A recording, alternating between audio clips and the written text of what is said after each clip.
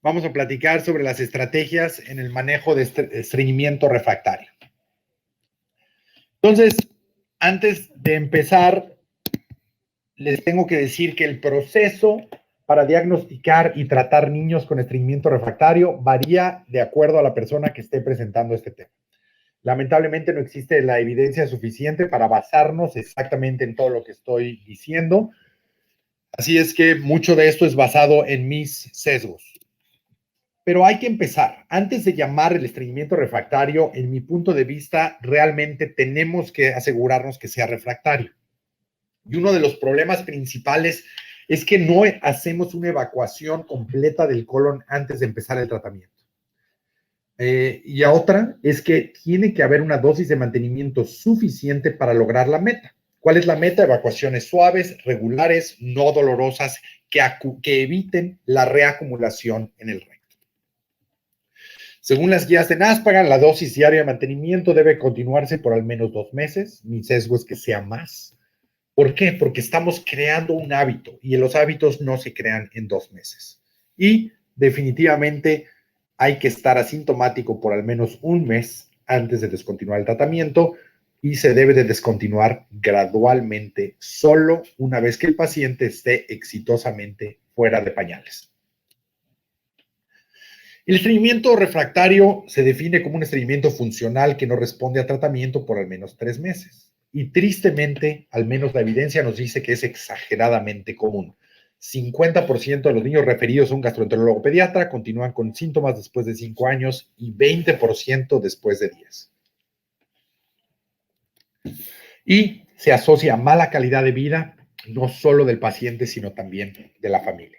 Y el problema de esto es que estreñimiento no es un diagnóstico, estreñimiento es un síntoma y se pone en una cubeta grande, pero existen varias etiologías.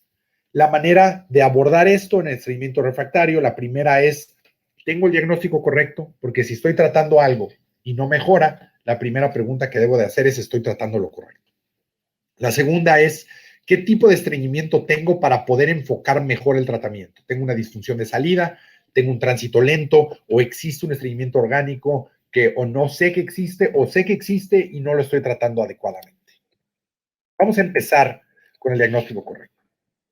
Los pacientes llegan con queja de dolor abdominal en el departamento de urgencias, al menos aquí, o el pediatra general les toma una radiografía y entonces son diagnosticados como estreñimiento y llegan a la consulta con esa etiqueta de estreñimiento que es muy difícil de quitar. El estreñimiento no debe de ser impuesto al paciente, no es una bendición. El paciente debe de ser que el paciente se debe de quejar del estreñimiento. La radiografía no debe ser usada para diagnosticar estreñimiento. Tiene una alta variabilidad interobservador.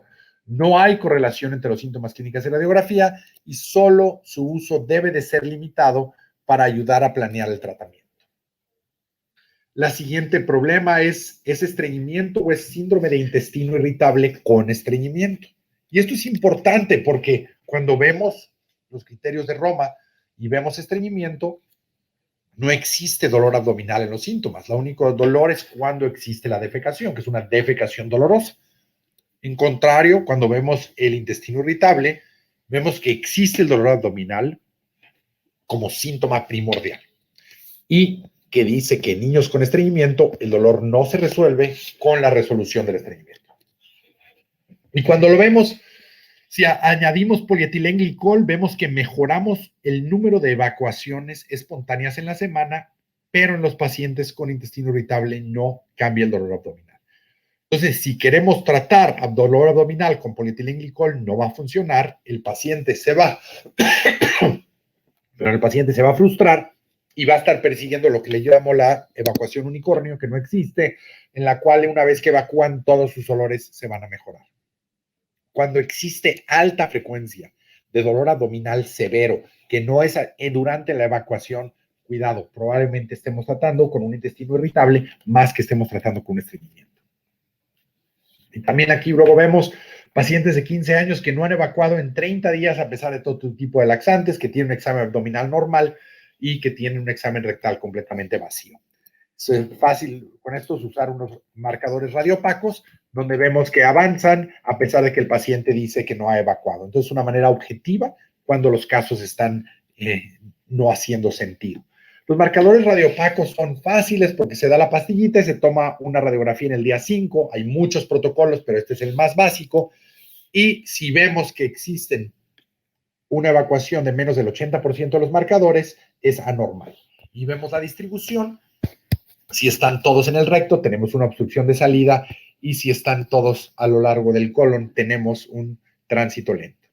Aunque es importante que si el paciente está demasiado impactado antes del estudio, es probable que pueda ser aún así una obstrucción de salida y estén distribuidos simplemente pues porque no hay lugar para ellos de llegar al recto en el día 5. Pero algo que me gusta de esa prueba es cuando el paciente tiene incontinencia fecal, no nos está funcionando, esperemos un patrón retentivo. Si tenemos los marcadores en una paciente con incontinencia fecal y al día 5 no vemos ninguno, tenemos una incontinencia no retentiva. Y la incontinencia fecal puede ser orgánica, causas neurológicas como lesiones de la médula espinal, disfunción del sistema nervioso central, malformaciones arorectales y Hirschsprungs, o funcional, que es asociada a estreñimiento en su mayoría, o no retentiva. Y como la no retentiva no es tan frecuente, a veces es fácil que se nos vaya. ¿Cuándo pensar que es no retentiva? Cuando la consistencia de las heces es normal, tiene Bristol 4. La frecuencia es normal, evacúa cada segundo o tercer día en el excusado. Los accidentes son del tamaño de una evacuación normal, no son como lodo, manchados, poquitos, sino es completamente una evacuación completa. Cuando las evacuaciones no son dolorosas, no tapan el excusado, o en el examen físico el recto está vacío o tiene una cantidad normal. Estos pacientes requieren de intervenciones psicológicas, loperamida, a veces irrigaciones transanales, biorretroalimentación, y este papel dice que la neuromodulación. ¿Qué pasa con la disfunción de salida? En los niños, el 95% del estreñimiento es funcional, y esto a veces es difícil con los padres y hay que explicarlo porque todos tienen una razón tangible por la cual su niño está estreñido. Pero la mayoría no tenemos que hacer examen porque es funcional, y dentro de esta mayor cantidad de funcional, el 70%, al menos en pediatría, es por retención voluntaria de las heces. Entonces tenemos una disfunción del tracto de salida. Y van a tener comorbilidades sensoriales frecuentemente. Aquellos que tienen baja sensibilidad, pues no notan que tienen que defecar y pueden acumular bastantes cantidades. Y aquellos que tienen alta sensibilidad les molesta mucho la defecación y entonces tienen actitudes retentivas para evitar defecar. Y se vuelve un círculo vicioso de evacuaciones dolorosas, no quieren evacuar, se distiende el recto, existe un recto con mucha... se empieza a hacer una hipercompliance y se hace un mega recto, empiezan la incontinencia fecal y continúa este círculo vicioso. Y claro, aunque algunos pacientes pueden llegar a tener unos megarectos exagerados, pero no es la mayoría, sí vemos frecuentemente pacientes que tienen una distensión enorme del recto. Y aquí es donde, a mi parecer, hay un problema grande en el falla del tratamiento. Si tratamos a este paciente de la derecha solo con un laxante osmótico, pues sí, a altas dosis lo podemos limpiar completamente, pero entonces imagínense si solo estamos dando un laxante osmótico, es decir, en el momento que este paciente vuelva a sentir otra vez la necesidad de defecar, va a tener tanta cantidad necesaria para distender que otra vez estamos impactados. ¿Qué recomiendo para estos pacientes? Pues suficiente cantidad para sacar esta cantidad de heces en el recto todos los días. Algunos de estos pacientes también van a tener problemas urinarios porque vemos aquí claramente cómo un recto impactado empieza a comprimir la vejiga, causando una vejiga muy sensible, creando problemas urinarios. Los laxantes estimulantes nos ayudan con esto, el Sena y el Bisacodilo. La gente le tiene miedo al Sena, le tiene miedo al Bisacodilo. La verdad es que los estudios demuestran que son seguros y son efectivos en el tratamiento de los niños. Los efectos adversos obviamente van a ser dolor abdominal, vómito, diarrea. Este estudio, publicado por el doctor Rodríguez, que va a hablar más tarde, vemos cómo usaron el Bisacodilo y el 55% fueron capaces de dejarlo exitosamente. Claro, eso se va bajando gradualmente. ¿Qué efectos adversos? Pues como laxante, dolor abdominal, diarrea y náusea, y la mayoría van a responder simplemente al ajustar la dosis. Yo a todos mis pacientes que tienen estreñimiento se van con sus 3 reglas todos los días, que se tienen que tomar el medicamento todos los días, tienen que sentarse en el excusado después de desayunar, después de cenar y si sienten esa contracción y llamar para ajustarlo. Lo continúo cuando están perfectos por 6 meses y luego empiezo a disminuir la dosis poco a poco. En este estudio donde les demostré el algoritmo que les enseñaba para la incontinencia fecal no retentiva, tienen un algoritmo que proponen para los pacientes con incontinencia fecal, donde dicen que hay que evacuar completamente y mantenimiento. Cuando hay una buena respuesta, seguimiento, pero continuar con el medicamento. Mucha falla es porque se para luego, ya sean los papás que creen que se van a poner dependientes o simplemente porque existe un miedo al laxante estimulante y se acaba antes de que el paciente cree ese mejor hábito de evacuaciones. Cuando no responde, podemos tener opciones como la terapia de piso pélvico, irrigaciones transanales, la biorretroalimentación o psicología. Si hay buena respuesta, hay que continuar el tratamiento, darle seguimiento al paciente y si no, estos proponen Botox, neuromodulación y cirugía. Aunque hay que tener mucho cuidado con la cirugía cuando el paciente no está haciendo bien, porque me han tocado casos donde hacemos cirugía y empeoramos un caso de lo que estaba antes y no solo ahora está peor, pero ahora ya es un paciente postquirúrgico. ¿Qué pasa con la manometría colónica? Pues déjenme decirles que el 93% de los pacientes con estreñimiento refractario van a tener estas contracciones de alta amplitud. Es decir, no nos sirve para esta patología, para la estreñimiento funcional, especialmente con incontinencia fecal. Vemos aquí otro papel del doctor Rodríguez, donde ve que una manometría colónica anormal solo nos predice cirugía. Es decir, solo se deben de hacer ya que todas las intervenciones médicas han fallado y se esté contemplando cirugía. Y en la evaluación de pacientes con estreñimiento e incontinencia fecal contra aquellos de estreñimiento normal, no hay manera de que tanto la manometría no rectal como la manometría colónica los diferencien. Así es que el no tener manometría colónica no es ningún problema en estos pacientes con estreñimiento funcional, ya que no nos identifican quiénes van a responder a tratamiento e incluso la manometría no rectal por sí sola no parece ser de beneficio en la evaluación y manejo de los pacientes con estreñimiento funcional e incontinencia fecal. ¿Qué pasa con el tránsito lento? Existen medicamentos como los secretagogos que nos ayudan a incrementar la hidratación del lumen intestinal. La lubiprostona estimula los canales de cloro, produce secreción de cloro, jala sodio y agua a la mucosa.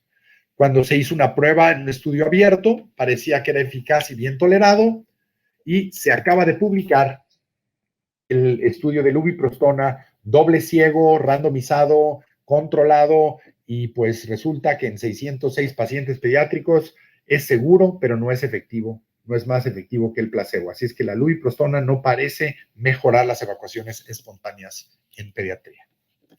La niraclotida, que actúa por el canal de la guanidulato ciclasa, produciendo un incremento del GMP cíclico, estimula el gen del CFTR, el receptor, produciendo secreción de cloro y bicarbonato, jalando otra vez agua y sodio al lumen intestinal y también regulando el sistema nervioso, ayudando un poco con dolor abdominal.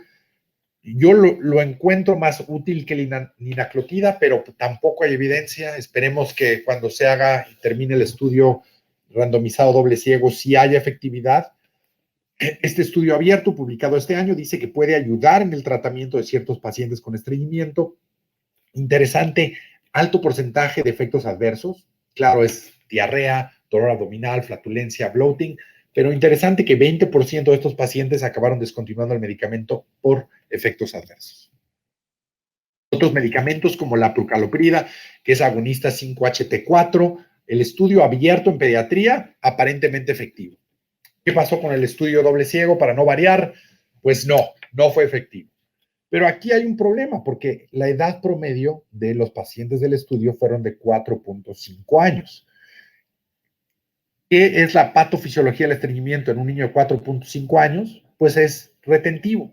Y cuando vemos que el 70% de los niños tienen disfunción de salida, pues la prucaloprida no va a ser muy útil. ¿Qué hace la prucaloprida? Por ser promotilidad, ayuda a estas contracciones de propagación colónicas.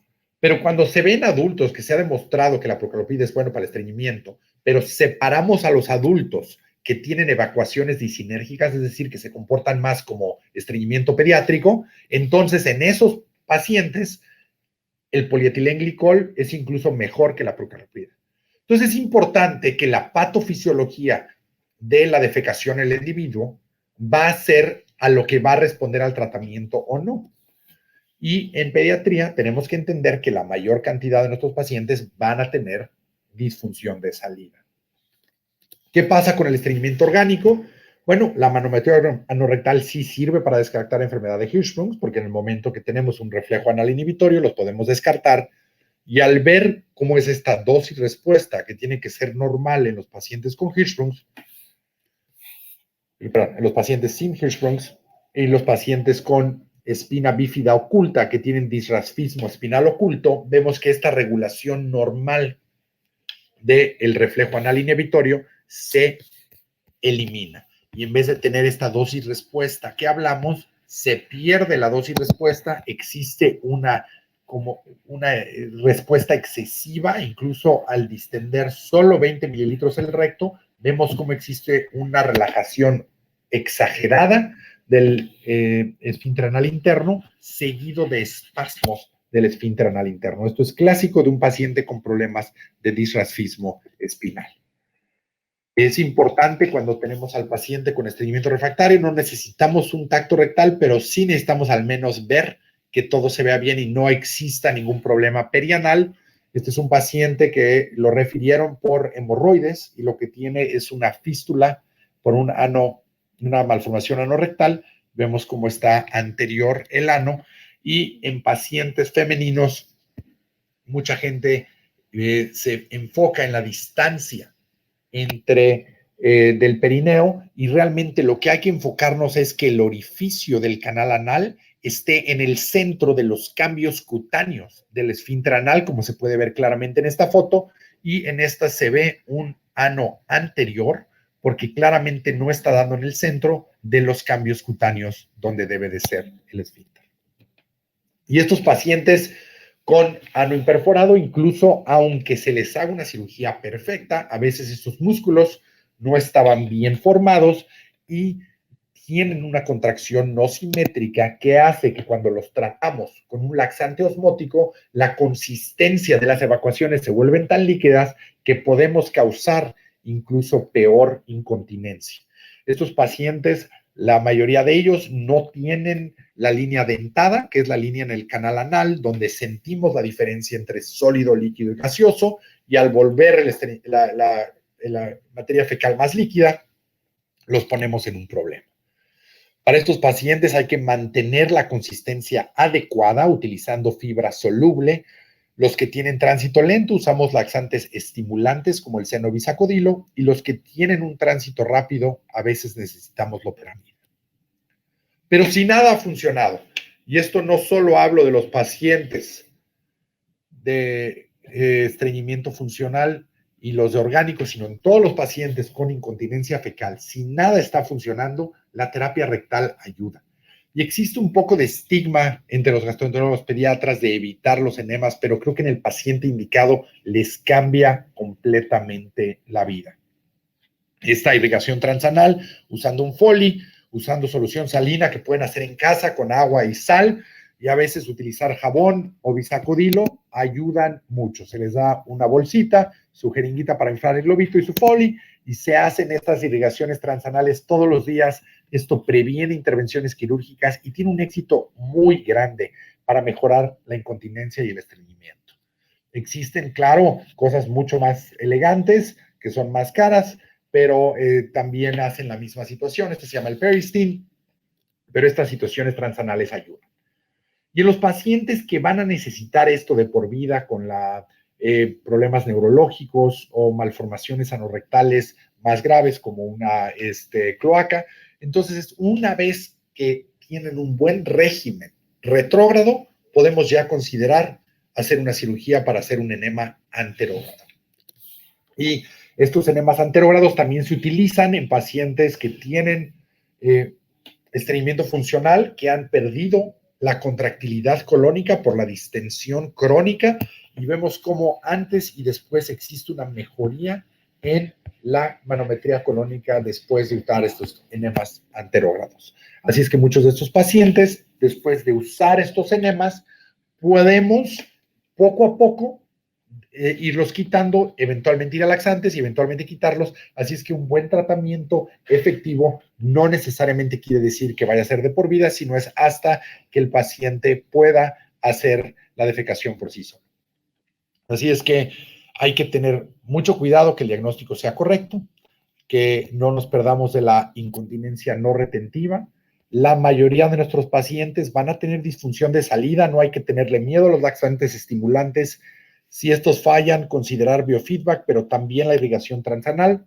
Los que tienen tránsito lento usualmente van a ser adolescentes, van a ser niños más grandes. Secretagogos y procalopida nos pueden ayudar. Y en estreñimiento orgánico, laxantes con fibra para ayudar a esa consistencia y utilizar esta irrigación transanal.